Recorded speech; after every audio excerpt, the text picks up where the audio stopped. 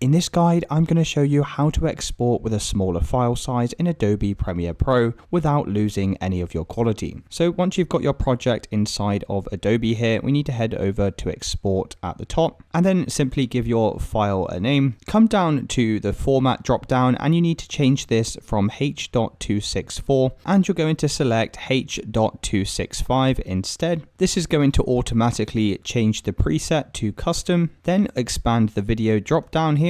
Click on this match source button for the best video settings, then come down slightly and select the more button. Make sure you have selected both render at maximum depth and also use maximum render quality. Scroll down until you come to the bitrate settings. For bitrate encoding, you need to ensure that this is set to VBR 1 pass for the best file size. Target bitrate, we're going to reduce this all the way down to 10. And you can see as we adjust this, this also changes the estimated file size here. So you can see with the target bitrate set all the way to 40, the file size is estimated to be 450. But if I lower this all the way down to 10, you can see it takes this down nearly a fourth of its original value. Then finally, just set the quality here to its highest, and the rest of the settings you can just leave to their defaults. Click on export. And it's as simple as that, guys. That's how you export with the lowest file size while keeping your video quality. If you did find this video helpful, then please consider dropping a like and subscribing.